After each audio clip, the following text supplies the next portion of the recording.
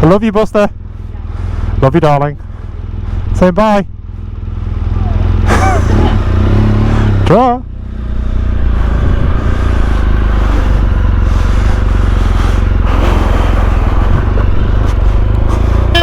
Your helmet like this, and you're like, look at him getting ready, YouTube.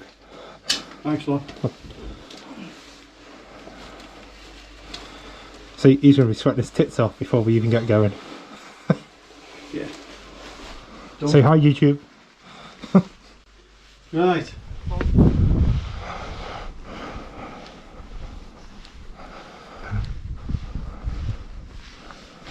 So we're getting something similar to that little lamb. And as for those of you that don't know what a gnome is, them little bad boys under that seat are what gnomes are.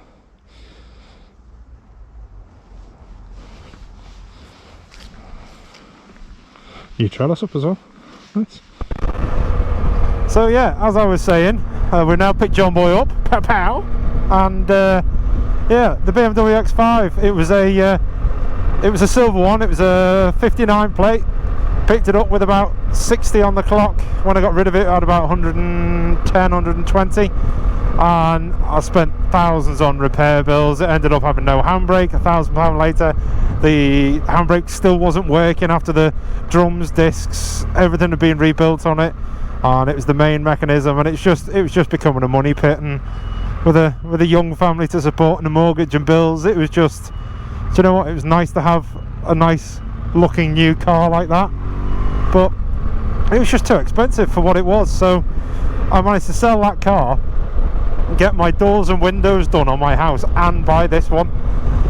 So, you know, £3,200, and I've got, alright, it's the same car but older, doesn't look as cool, but for what I use it for, excuse me, for what I use it for, it's absolutely fantastic, as Mr. Barlow would say.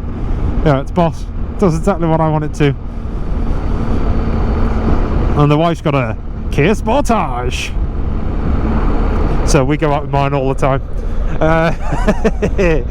Bit snobby, but she's got a 1.6 petrol, and I ain't gonna lie, that thing is dangerously underpowered. You know, you get 4 grown adults in there, that thing does not want to roll, does not want to move at all. So it's better to be safe than sorry. For what she uses it for, little runs and everything, it's fantastic.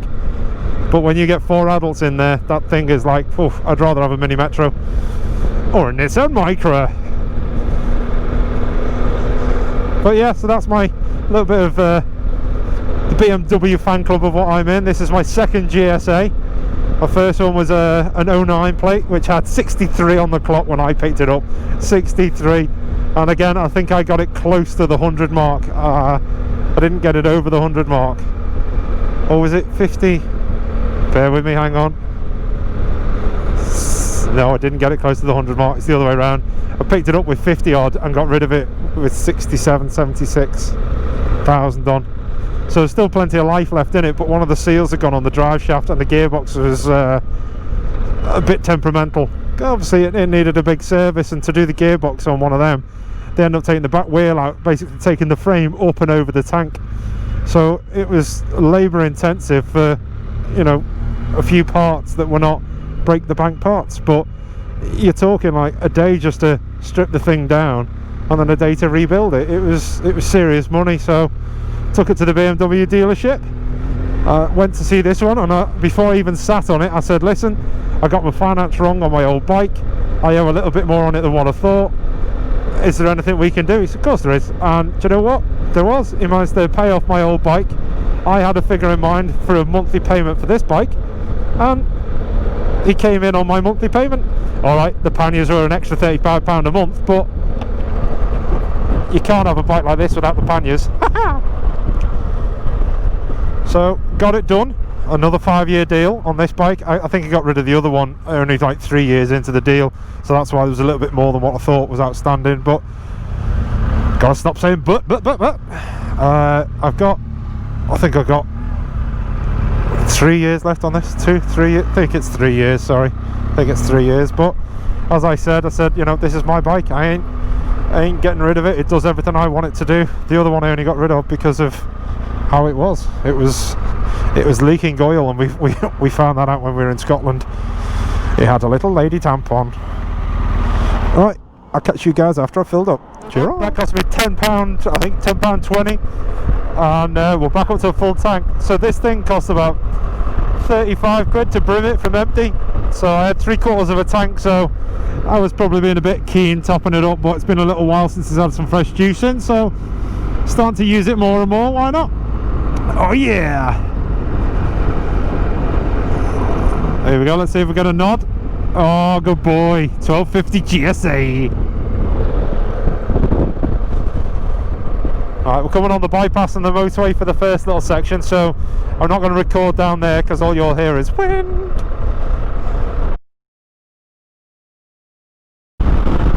Alright. Okay, here we are. Coming onto the Runcorn Bridge, them 3 little triangle-y bits in the air, that's the side of the Runcorn Bridge. We're going to go around, see it on the map.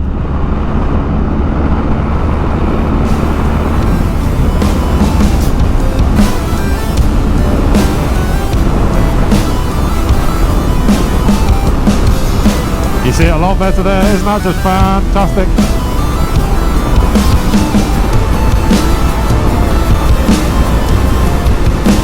Again, apologies for the noise. It's a very windy ass day today.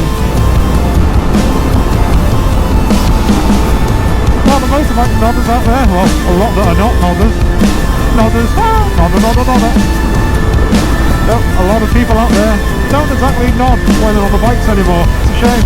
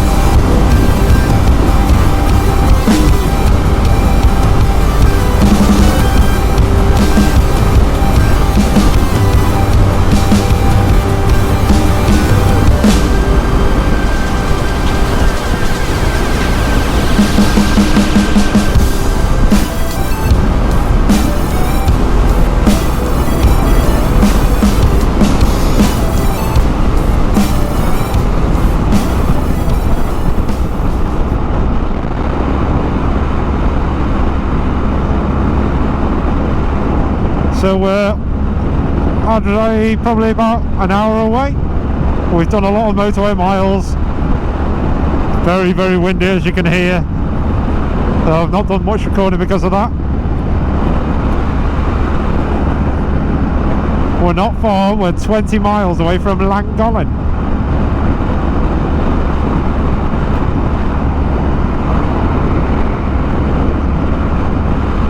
Welcome to Wales! Woohoo! So we're in Wales by about half an hour so far. We've got about 40 minutes, half an hour, 40 minutes left to go till we get to the pickup point, and we turn around and haul ass home. There's been a load of bikers going past.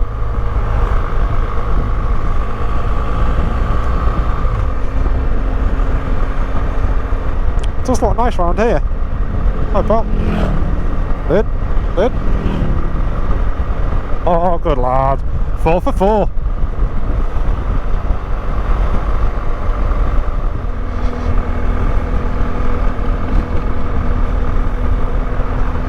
Not often you get a nod from a Harley rider.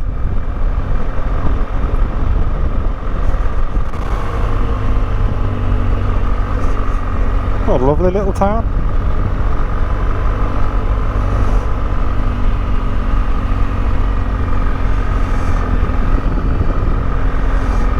Town, I should say village.